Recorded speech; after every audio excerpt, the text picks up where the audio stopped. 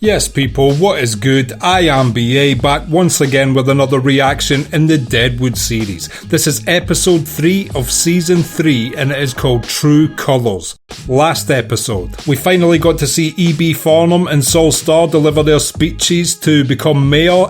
They were both quite lackluster, to be honest. I think that was more background to what we were seeing happening around us during that scene. Mrs. Garrett was losing her child and the doc had to operate on her to remove the baby from her. Still unsure as to whether or not that was 100% successful, but I hope it was. Jane delivered her story to the classroom and I think she did a brilliant job doing that. Cy had that weird scene where he pulled the pistol out on the preacher but then allowed him to leave when that other guy, the heroin addicted dealer, came in the room and interrupted. Whether or not that was Cy's plan, was he going to kill the preacher and he was just interrupted, or was it a spur of the moment thing? He did mention earlier in the episode he was going to shoot himself with that gun, so maybe it was just circumstance and he got a bit of fire in him when he saw the preacher and felt like killing him, then decided against it again? I have no idea.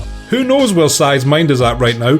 I'm sort of starting to believe he might even be turning to religion, which I thought was complete lies when he first started talking about it, but now he seems to be referencing it when he's in the room by himself, so maybe I'm wrong. And the main thing, of course, from the last episode was Mr. Hearst invited Al up to his room to watch the speeches. He quickly threatened him, the captain hit Al, and then Hearst himself smacked Al's hand with a hammer. This has got to be a declaration of war. I hope Al retaliates. I don't see how he's going to win this battle. Of course, as I've said before, I'm aware Mr. Hearst in real life went on to be incredibly successful, and even though I haven't researched his history yet, I'm assuming he did not meet his fate in Deadwood. So one way or the other, Mr. Hearst is going to get out of this, prosperously. But I hope Al at least wins the war of Deadwood against him. Regardless, as always, I've been looking forward to this all week, so let's get into it. This is episode 3, season 3, True Colours. Let's check it out and see what it's saying to it. Well, at least Al's got somewhat of a smile on his face after the way that last episode went down. You and the Jew settled in? The Jew's a born fucking householder. Nice to see he cares about Saul's housing arrangement. Mrs. Ellsworth's a 10-day miracle. Up and about and up and fucking doing. Oh, no way. Well, that's good she was okay after the medical procedure.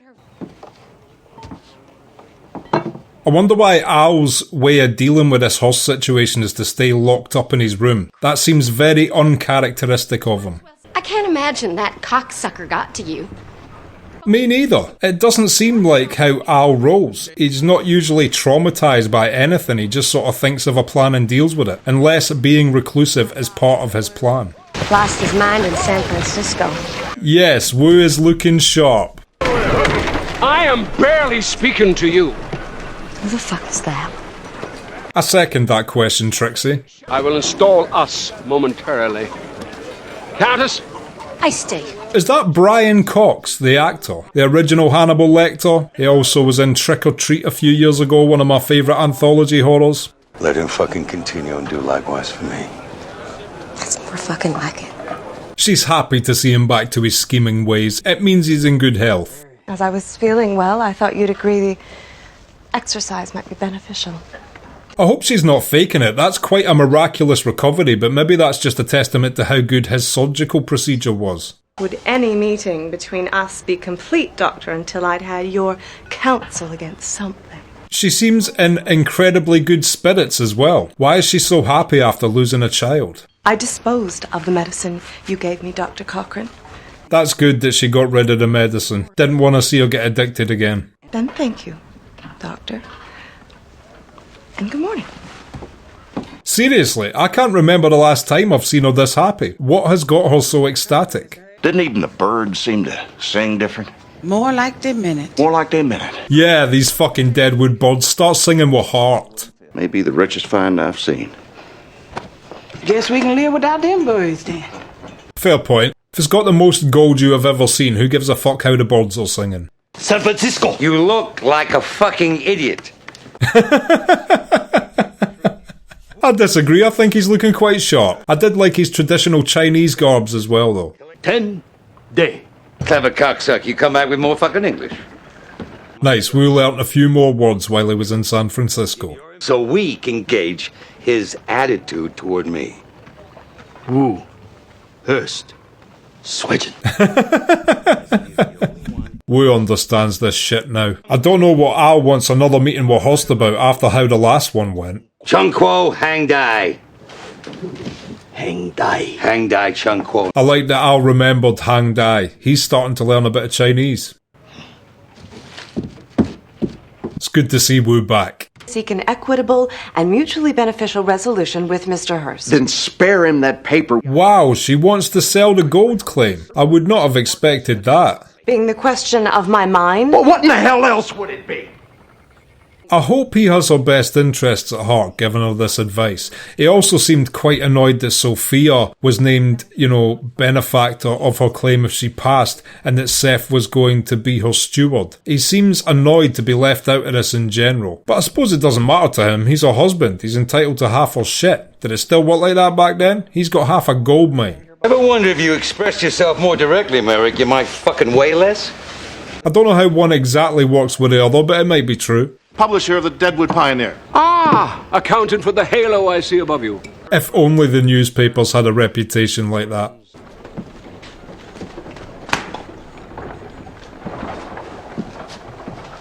He looks at him with such contempt. Stage from a different direction arrives with my replacement MI.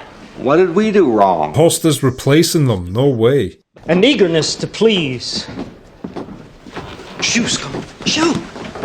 Go. Yeah, he's talking tough until Hearst actually shows up. I'd ask only that you be brief and forbear from false camaraderie. I mean, under those rules, it won't even be a conversation. I hadn't thought of replacing you. You want me to? So he's completely got it wrong and he wasn't going to fire him. Aunt Lou will be taking his position, but he can keep doing whatever else it is that he does. He doesn't really do anything except get belittled by Farnham and hold up an antler. But it's very endearing. I like Richardson. In regard to Mrs. Ellsworth, I am abjectly at your disposal. Oh, I bet you are. Don't tell me Farnham's going to aid him in fucking with Miss Ellsworth. Formerly weak for dope. Most fundamentally a sexual peccant, though I'm sworn against providing specifics. Well, that was quite specific. I will look into it, sir, vigorously and immediately. Hearst has acquired himself a pet rat.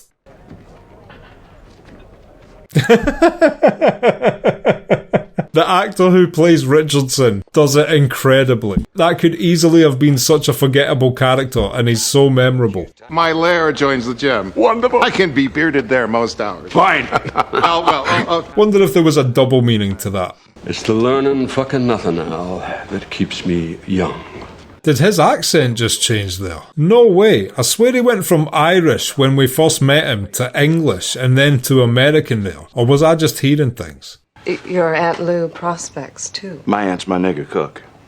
I see. Wonderful. For fuck's sake. I know it was a completely different time period, but fucking hell. Mr. Ellsworth, I'm sorry we didn't meet. Whatever's toward what he wants. Not a flying fuck if it's true or how fucking soaked in blood. I completely forgot Ellsworth held so much resentment toward Hearst. I didn't realise he'd be present at this meeting. He's gonna turn this shit hostile. Bodies in here. Certainly can be. The walls are down to make room for him. I see every fucking one. He's usually quite good at keeping his cool as well. I'm very glad to have met you. It's so crazy they're having this conversation like he's a ghost. They're just doing their best to ignore him at all costs. And she's not going to be happy he did that. I will present my offer to him. You will not. I will not permit it. He is drawing the husband card quickly. Mr. Ellsworth, you hardly need explain yourself to me, your wife, in a thoroughfare. Judging by that conversation, I get the feeling she is still going to sell the claim. But he clearly hates Hearst so much. Maybe he'll be able to change her mind. Joe and him were in the bar when he was shot. Now they're dead. Basco says he'd be next. Is this one of the Cornish who were at the bar a few episodes ago? Tell them they can go when they're done crying. Not sure what Charlie handed him there. Was it just their statements or something new? Bacon. Might have a bit of a human aftertaste. Can't kill them pigs, they are vital to the community. Boss of the neighborhood. Won a war to take over. What do you think made Wu decide to go with his new age clothing over the traditional shit he wore the first 2 seasons? I liked that he was repping for his homeland. Like I said though, he's looking good in his new shit. I also miss his old shit. We're low on our hardware, just doing the order. Hardware shop still making them bucks. Hearst, phony fucking accident. I'm gonna present it to him and put him on notice. Hearst's phony accident. What was that? Obviously that's the note Charlie gave to Seth, but where did Charlie get that? I'm concerned that her temperament is labile. What does that mean? Her moods seem inappropriately variable. Also, this doctor seems like he's ill himself. Did I fucking embarrass you, Doc? That you go so fucking red? Please tell me he's not fucking dying.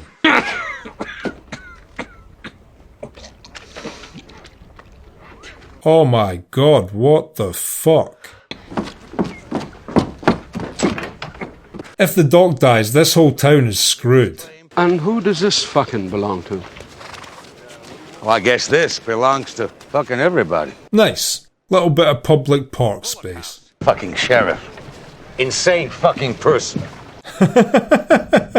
Can't deny Seth is a bit insane. It's what makes him cool. Don't you try fucking coming to my side either, or your Jew head'll be wearing that fucking dresser as a tiara.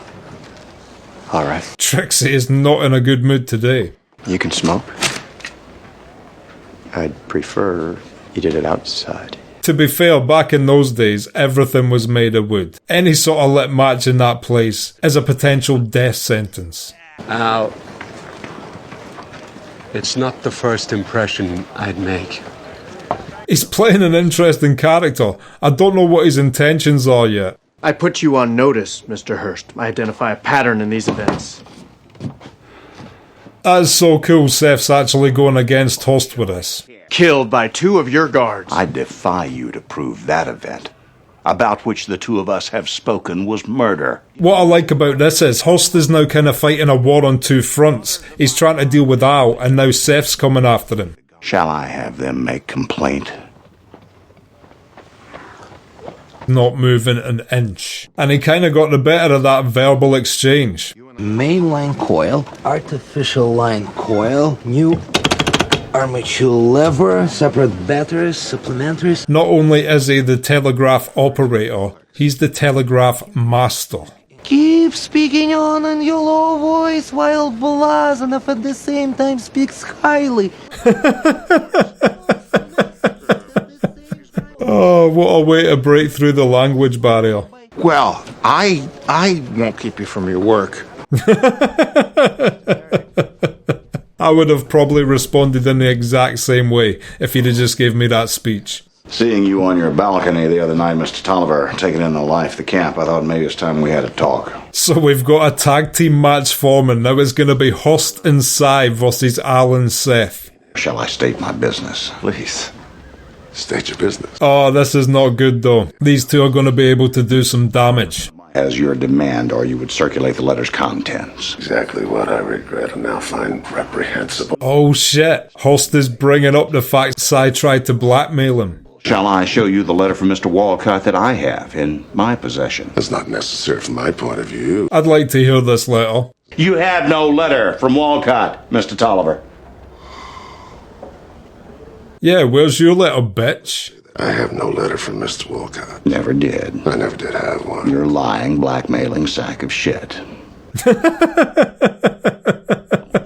This is amazing. And I knew this was going to end in the team up. Get along with that dandy. Yeah, he's all right. Theater fella, huh? Okay, so yeah, he is an actor. That makes sense why he was changing accents then. I was asking myself half this episode if I was hearing things or not. Behooves him to fucking cooperate. What did he do instead? Said switching and barred my way. First of all, much respect to Wu, but also behooved. Behooved, what a phrase. That's why the croaker was under. That's our nook in Wu's structure. It's always nice to have a nook. His stupid suit so overcome me, it slipped my mind to tell him. Al really is on team get the fuck out of that suit. Now is when he's killing people. Oh, you feel he'll leave off soon? Tactics and timing. It seems like Hearst is on this course until he gets everything he wants.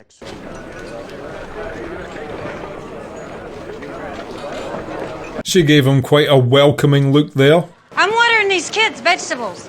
We don't do the other anymore. Very good. She's out of the prostitution game. That's cool. While pleasantly conversable on most subjects, finds others not to suit her at all. What a cuntish way of saying, yeah, I killed some people under your husband's watch. He hates me for it, you know. Some people are just overreactors. A 49% ownership in my claim. She's keeping 51%. That's smart. I'll say 5% of your holdings in the hills.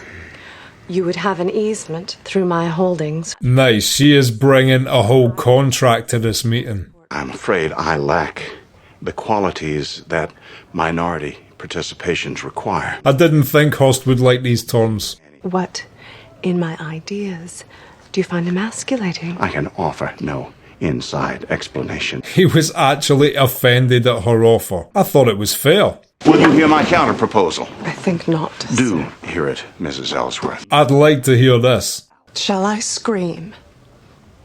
He better not fuck with her. You are reckless, madam. You indulge yourself. Literally threatening her life and letting her know that he thinks she's still on medicine, or just referencing it there, or maybe just throwing some shade like, yo, I know you used to be an addict, fuck you. Hearst is good at negotiations, man, and he doesn't play well with others. He hates being the smaller person in the negotiation. I've heard the way to deal with people like that is give them an offer phrased like you're conceding a lot when in actuality it's fair, just to make the narcissist in the debate feel like they're winning in the deal. But Mrs. Ellsworth just went in there balls to the wall like, fuck it, this is what I want. Didn't go well. You are, of course. I'm tedious beyond bearing to ask. A newly rakish tilt. What is his real accent then? Is it American or is he English? Endured indescribable inconvenience. The damned was from Fort Kearney. Who are these people? Are these also actors? We got fish and we got ham and don't pay no attention to the menu. I think this is going to be a cool little team. Richardson will get along well with this lady. All the time I took to write it out and put it by and look again. I thought she'd put some thought and time into it. He was actually insulted. Didn't even consider it or see it as fair. He didn't want that minority share. He wanted the entire thing. Mistook his nature. Absolutely. You did? Yes. Yeah, to be fair, Ellsworth did tell her not to do this and saw all this coming. He had restrained you? He kinda did. He stopped her from leaving. Did he prevent you? Don't use that tone of voice with me. 100% he did. When phrased like that, yes. Almost got what she deserved. And what would that have been? And why would I have deserved it? Good comeback. I don't care how angry you are, she makes a very fair point. Yes, she made a wrong decision, but it's not that she would have deserved to be killed for it. I really don't care what others think of me, Aunt Lou. And you need only care what I think. It's actually a perfect way to describe Mr. Hearst. Boy, the earth talks too. That's your Indian name. That's right, you remember. When that was first brought up in season 2, he seemed quite humble about that. He just said it there so impassioned and egotistical. He's really been written almost slightly differently this season. They've definitely amped up the evil side of him. Who will have strawberries? That is a ridiculous question. Doesn't everyone? Is there anybody out there that doesn't like strawberries? Comment down below if you hate strawberries. Your duties will be to answer like a dog when I call. Like a dog? I love the fact that even though these two are going into business together, Hearst is treating him like shit. Like he sees completely through Cy and talks to him as such. I don't doubt the hand would be practiced. Mr. Swearingen recently discovered as much. Instantly threatening him as well. This is not going to be a mutual partnership. Hearst does not want a mutual partnership with anyone. I ought solely have to do with niggers. and whites who obey me like dogs. And of course, Cy bows. So that is their partnership officially struck. I use the term partnership incredibly loosely in that instance. You savage? Clatter them goddamn sparrows. I like Aunt Lou. Did he? George Hearst? He do love his nose in a hole more. What's this they're playing? Never seen this game before. That the 13 orphans natural. Shall we clatter them motherfuckers again? Some Chinese game. Put the hole through that wall just before he worked on my hand. Americans. Fucking so strange. He seems to be quite a precise guy, and that was a very chaotic way to get a little balcony. More to admire in the male asshole than you'd realized hitherto. That I haven't gone yet for Hearst's throat. Now you can tell these two are good friends. You'd as soon not see ruined or in cinders. I will if I fucking have to. I wonder if I would burn this town to the ground, if it came to that. Few enough, I find tolerable. Lucky our paths have crossed again. That was very high praise. I wonder how these two initially met each other. Okay, and that was Deadwood Season 3, Episode 3, True Colours, and I will be back in just a minute with my thoughts on that. So, True Colours, what did I think of that? First of all, let's talk about Mrs. Ellsworth's path she took throughout that episode. It started with her being unnaturally recovered from her surgery, and the doc, while almost coughing to death himself, told Trixie that it may be, I forget the word, but it was something to do with the female anatomy. And I don't know what that means, if he means a cancer, if it means like an infection. I have no idea. Did he mean that she was starting to use the medicine again? I don't think so, because she told them in that scene that she had thrown away the rest of what he had already given her. So I guess that means it's some sort of problem he thinks is affecting her mood. I'm just not entirely sure what he meant when he told Trixie that. And then from there, she went to Mr. Hearst with her proposal all thought out and to her liking. She said it to him, and it literally offended him.